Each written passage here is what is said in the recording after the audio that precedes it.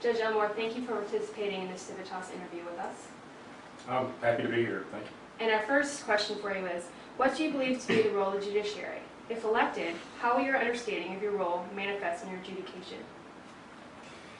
I was elected judge to the Court of Appeals in 2002, so it's been my pleasure to serve the people of North Carolina in that capacity for the last 8 years, and I certainly hope to be re-elected for another 8-year term. My judicial philosophy is simple. We interpret the law, we do not make the law. And I believe strongly in the rule of law, and that means we interpret the statutes that have come forth from the legislature. We follow the case law, which is precedent for us, and we do not make new law. Otherwise, we would be judicial activists, we would be results-oriented, and that's not the proper role of the judiciary. And our next question for you is, what impact do you feel the recent SBI issue will have on the efficacy of the judicial system? Should this cause North Carolinians to reconsider their position on the death penalty? Well, first of all, it should not cause North Carolinians to revisit the issue of the death penalty, because as I travel the state on the campaign trail, and quite often that topic comes up, and it's very clear that the people of North Carolina want the death penalty statute to remain as is. As for the SBI, the most important thing there is simply that those issues have come to light and they will be addressed.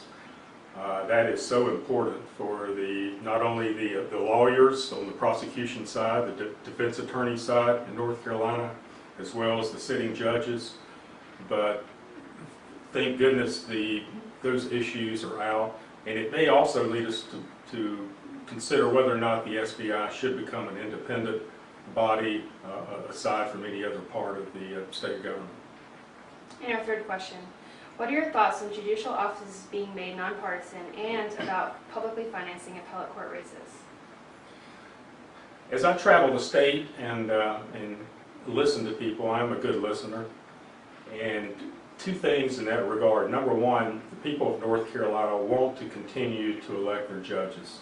They make that perfectly clear. It would require an amendment to make it otherwise. And as for the funding, the people really don't care, because the funding comes primarily from lawyers. The state bar has a $50 assessment for each lawyer, and that constitutes the public financing. So public financing is really kind of a misnomer, in that the real bulk of the money that provides it comes from attorneys. So the people, from what I gather, really don't care. As for my personal opinion, I think it's fine, because any candidate has the option. You can participate or you can choose not to participate. And our final question, why should North Carolina elect you to become a leader of its judicial system? Well, I want to thank the people of North Carolina and the educated voters for electing me to the Court of Appeals in 2002. I've served 8 years. I've done what I consider to be a good job, and the feedback I get is that I've performed well.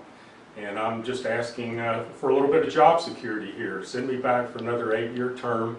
I think I'm deserving, and I will do the best to, again, interpret the law and not make the law in my capacity as a sitting judge on the Court of Appeals. Thank you for your time. Thanks.